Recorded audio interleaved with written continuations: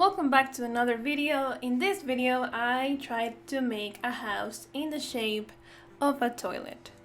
I wanted to make something fun, and what else is any more fun than living inside a giant toilet? And so I thought it was gonna be a fun challenge, and it turned out way better than I expected. And I had a little bit inspiration from the real toilets there are on The Sims 4, and that was it. Honestly, it was so much fun. I saw this trend on Reddit. I saw a lot of people making fun shaped houses like turtles and shoes and mailboxes, and I thought it was amazing and I wanted to try it, and that's how the toilet came to happen. So I hope that you also really like it. I thought that it came out amazingly well. And for some reason, when I was making it, I wanted to look as much as possible as a real toilet from The Sims. And I loved it. I just loved how it came out. The decoration, I was laughing the whole time I was building it. It just was so funny that it was so easy to make. I didn't even practice or think how I would do some parts of the toilet, but it just came out perfectly. It's the easiest thing to do. So I hope that you enjoy that. And I was thinking, okay, this video is gonna be about 15 minutes long. What am I gonna talk about during 15 minutes? I can't talk about a toilet for 15 minutes or describing exactly every single thing that I'm doing because it's nothing amazing, honestly. I don't think I am like the best or most talented builder there is. So I just thought that it would be fun to tell you a little bit of a story time when I played The Sims 2. And it is that unlike some other OG Simmers here on YouTube, I started playing The Sims I started playing The Sims at The Sims 2. And I remember that I made this family. It was just two sisters, and one of them, we'll call her the crazy sister because I just made her to be a lot more like a lot more unique and free, and she had the aspiration to become like a master criminal. And the other sister, she was more quiet and calm and like regular, and she wanted to work in the video game industry.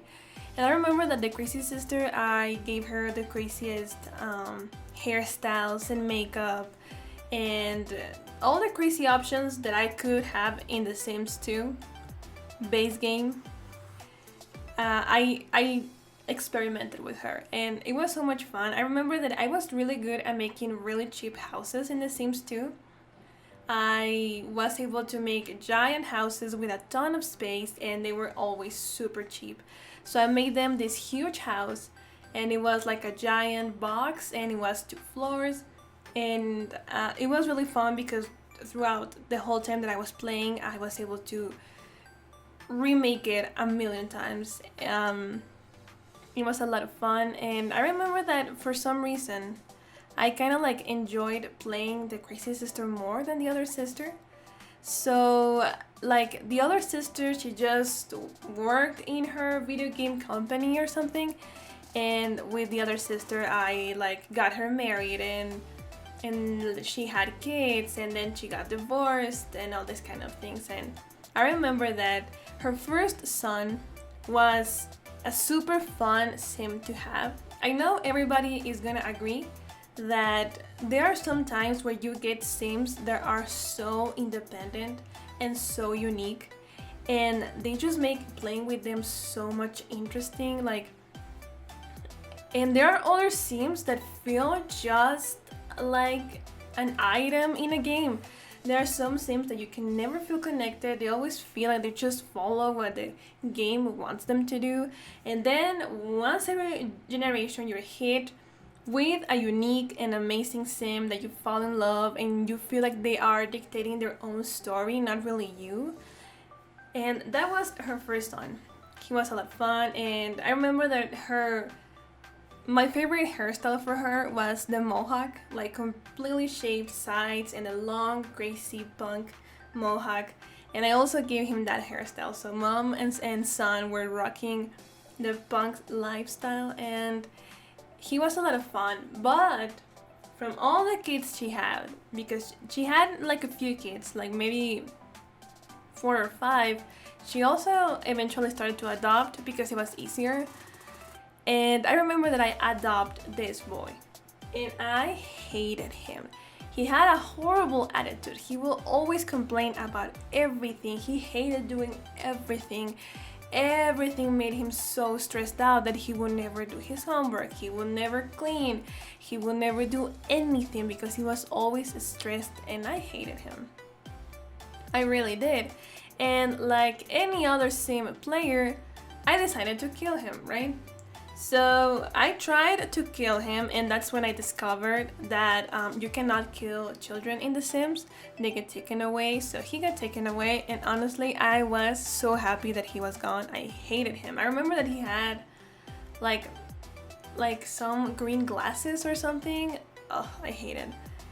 And like my house had a big like garden or like open area.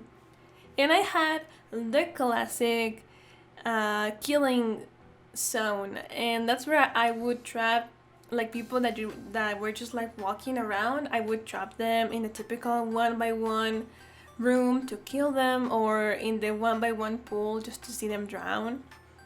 Good old fun, right? What is The Sims if it's not for trying out your serial assassin persona, right? And so I remember that like eventually after a long time I wanted to adopt again.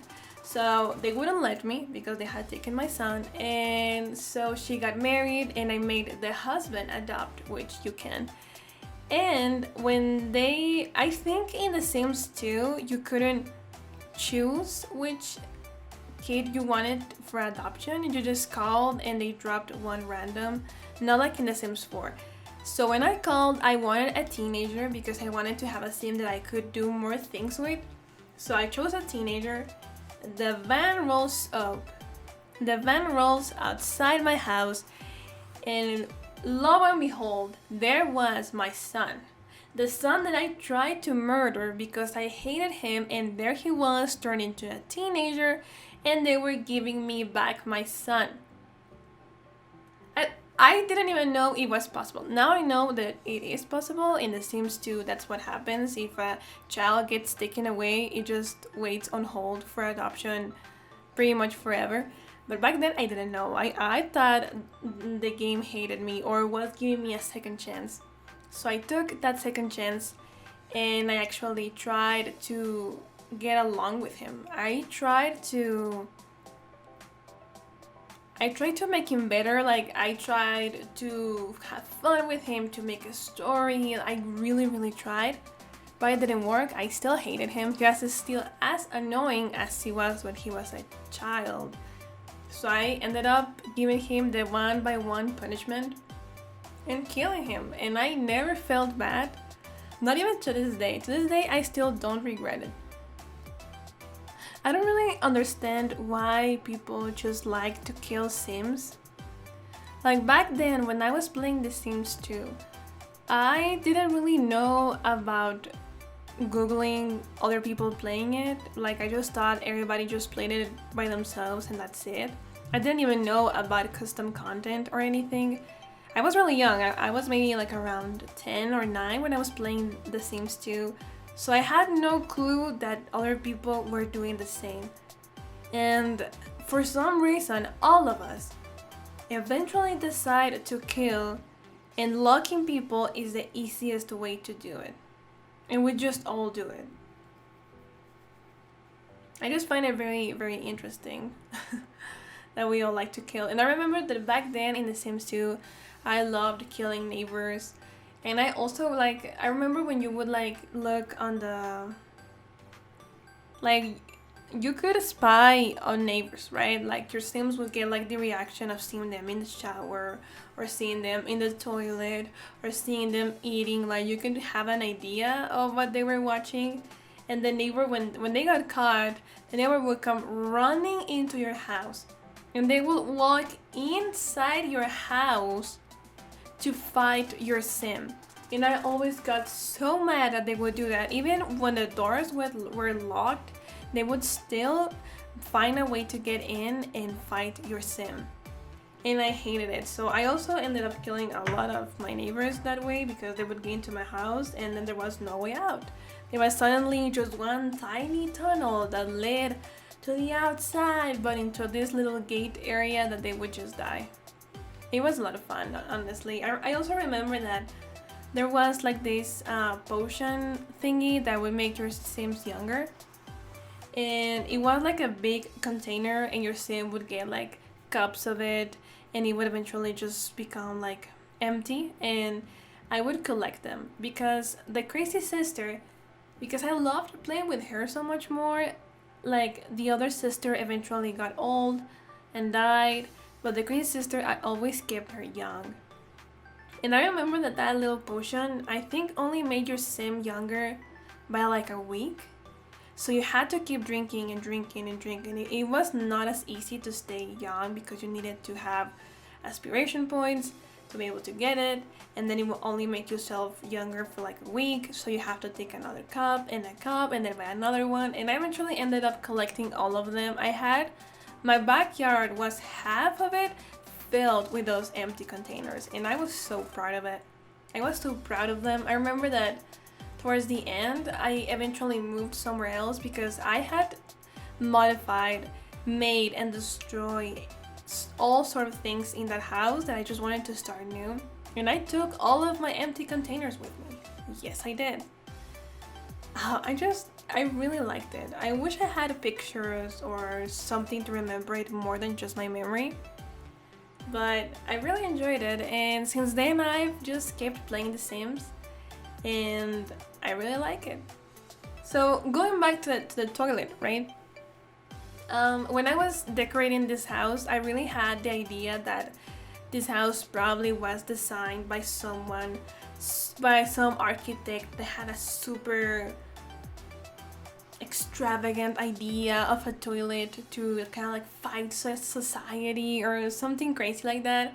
And that's why I wanted to decorate the house to make it look like all of it was a bathroom. So the whole house has the white tiles and white walls. All the furniture is white except with some like copper or blue accents to kind of like imitate like how a bathroom would look like. And also throughout the build, I don't know if you noticed, but I've been placing teeny tiny toilets as a decoration, an inspiration, a shrine to the toilets that change humanity.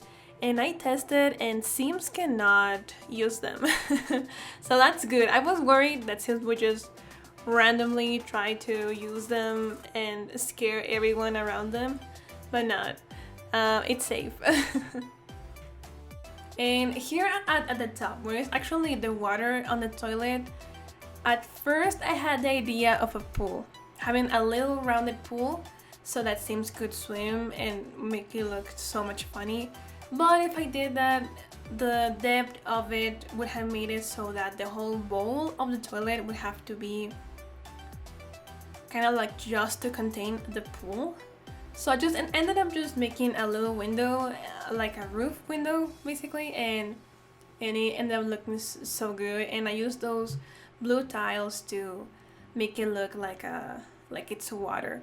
And it just looks so good. I was honestly so impressed at how funny it looked. I didn't even want to add windows because I thought it would just like remove the toilet aspect, but like you definitely need windows, so I tried to like hide them on the back and on the side. And I found that little thing that's like a decoration for outside the house, that little like triangle thing, and it was the perfect thing to be the little thingy that you pull to flush the toilet. And then I just made the toilet paper huge, and it just completed the look. So I hope that you enjoyed. I hope that you had a fun time watching me build a toilet and listening to my story of The Sims 2. Thank you for giving me a little bit of your time, and I'll see you in another video. Bye bye!